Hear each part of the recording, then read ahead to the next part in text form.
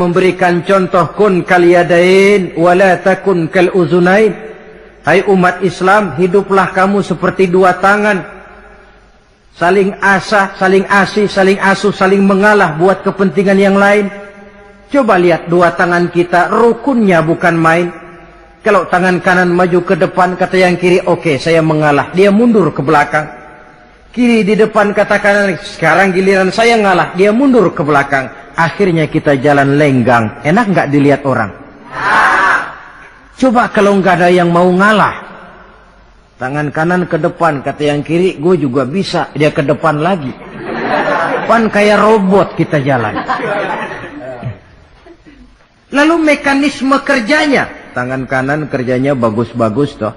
Salaman tangan kanan, tanda tangan tangan kanan, hitung duit tangan kanan, ambil kue tangan kanan. Kiri nggak pernah protes, tahu posisi.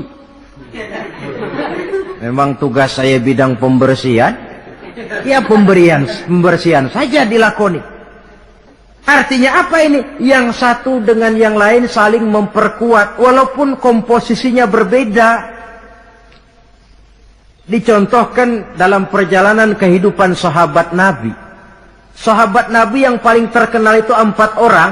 Sayyidina Abu Bakar, Sayyidina Umar bin Khattab, Sayyidina Utsman bin Affan, Sayyidina Ali bin Abi Thalib. 4 sahabat ini kalau kita lihat komposisinya, keahliannya lain-lain. Coba, ada Sayyidina Abu Bakar, ini sahabat merangkap mertua. Kalau bahasa sekarang, Abu Bakar ini disebut kiai diplomat. Kiai karena beliau orang alim, diplomat karena pandai bersiasat, ahli politik. Kemampuan berpolitiknya digunakan buat kepentingan agama. Sebab siapapun yang berpolitik untuk kepentingan agama, tentu kita doakan. Tetapi siapapun yang jual agama untuk kepentingan politik, kita juga berdoa. Cuma tentu doanya lain dengan yang berpolitik buat agama tadi. Saudara hadirin yang saya hormati, ada Umar bin Khattab. Ini kalau bahasa sekarang disebut imam jenderal ini. Imam tapi jenderal, jenderal tapi imam. Kenapa imam? Karena dia mampu memimpin jamaah di masjid. Kenapa jenderal? Karena dia sanggup memimpin tentara di medan perang. Kegagahannya, keberaniannya, keperkasaannya digunakan membantu perjuangan Rasul.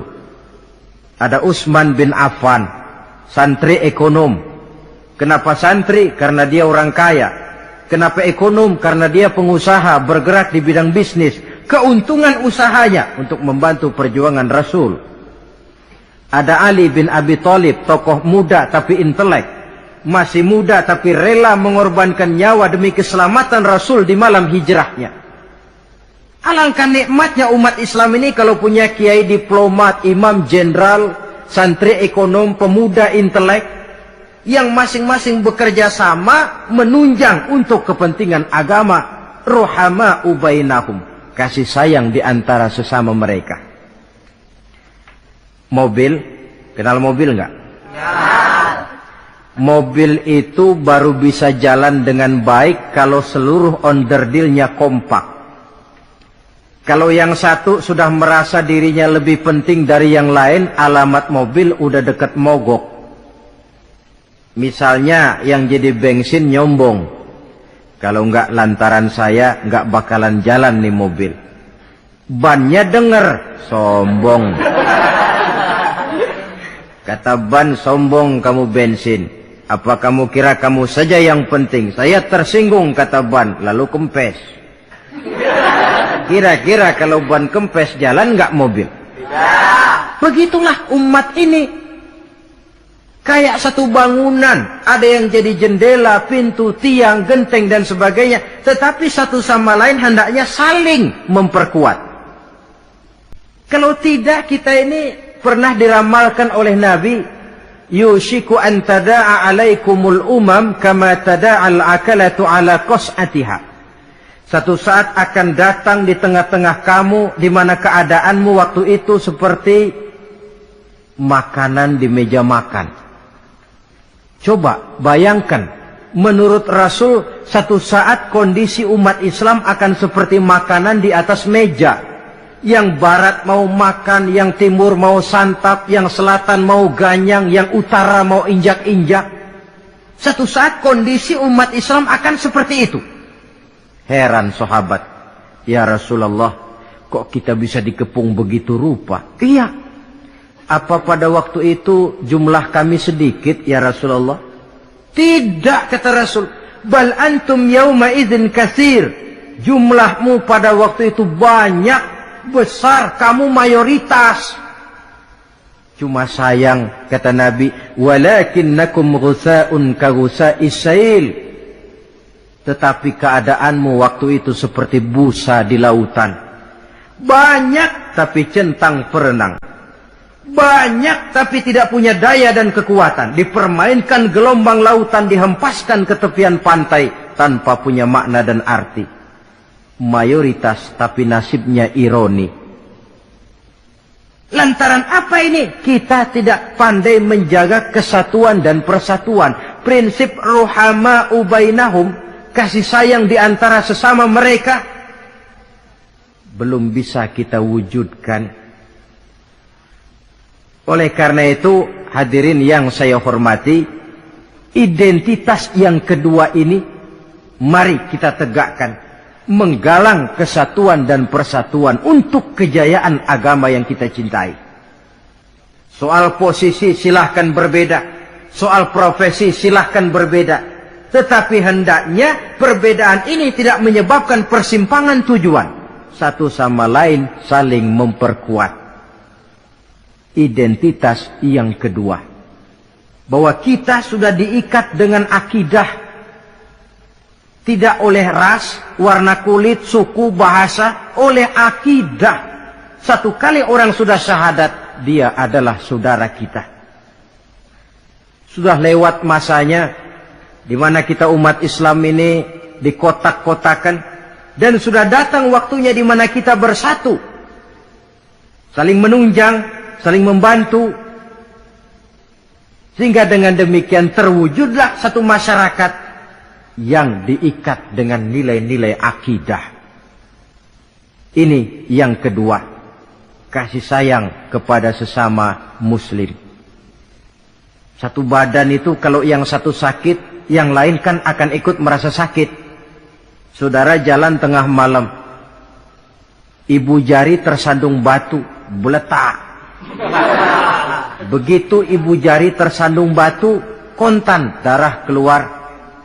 Mulut bilang aduh, kepala ikut pusing, enggak pakai diundang. Solidaritas sosial yang terjadi secara reflektif. Tidak ada ibu jari tersandung mulutnya malah ngomel, rasain lo. Masa nyumpain badan sendiri, kan tidak mungkin. Tapi ini yang terjadi, kita lihat.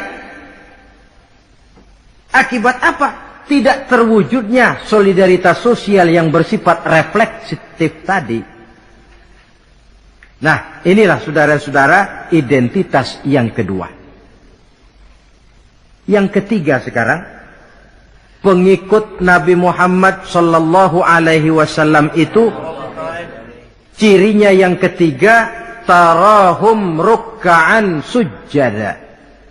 Engkau lihat mereka ruku dan sujud, mendirikan sholat. Ini identitas, ciri. Di akhirat nanti akan diperiksa dengan seadil-adilnya. Siapa? Saya, Pak. Saya siapa?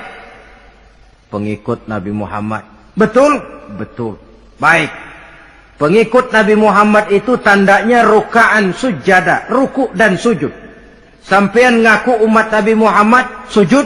Pernah sembahyang? Sembahyang juga, Pak. Berapa kali? Gak banyak-banyak, Pak. Setahun 2 kali. Kapan itu? Idul Fitri sama Idul Adha. Kata petugas, syarat kurang, minggir. Sebab sering dikatakan sholat itu kan ada yang harian, ada yang mingguan, ada yang tahunan. Ada yang sholatnya harian. Yang harian ini juga 2 macam. Ada yang belang-belang, ada yang mulus. Kalau yang belang-belang itu kalau zuhur sholat, asar out. Asar kepegang, maghribnya melayang. Maghrib ketangkep, isaknya terbang. Itu lumayan ketimbang yang seminggu sekali cuma Jumat saja. Yang Jumat pun agak lumayan lah daripada yang setahun 2 kali cuma Idul Fitri dan Idul Adha. Tetapi bagaimanapun juga sholat ini memang merupakan keperluan dalam kehidupan kita. Ciri identitas yang memperkaya kepribadian. Pengikut Nabi orangnya ruku dan sujud. Sehingga di zaman sahabat tadi kondisi mereka digambarkan kalau siang seperti kuda perang, tetapi kalau malam seperti pendeta. Maksudnya apa? Di medan perang mereka gagah, tapi kalau sudah ruku dan sujud bukan main khusyuknya. Ruku dan sujud. Dengan kata lain, ciri pengikut Nabi Muhammad orangnya mendirikan sholat. Nah, masalahnya sekarang apa perlunya sholat dalam kehidupan kita? Yang jelas dia untuk menggembirakan Allah kok. Se-ASEAN orang tidak ada yang sholat, Allah tidak akan berhenti jadi Tuhan. Manfaatnya akan kembali kepada kehidupan. Nah, apa perlunya sholat dalam kehidupan kita? Ada beberapa hal yang bisa kita angkat ke permukaan tentang perlunya sholat ini. Jadi sholat itu perlunya kita. Sehingga suatu saat nanti kita tidak lagi berkata saya wajib sholat. Tapi kita akan berkata saya perlu sholat. Apa perlunya sholat dalam kehidupan kita? Pertama, sholat itu membuat orang rendah hati. Tidak melonjak menjadi angkuh dan sombong.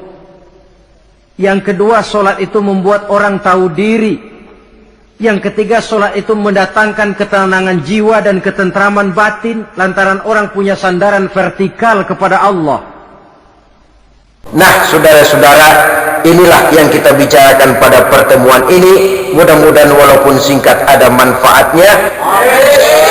Terima kasih dan mohon maaf. Wassalamualaikum warahmatullahi wabarakatuh.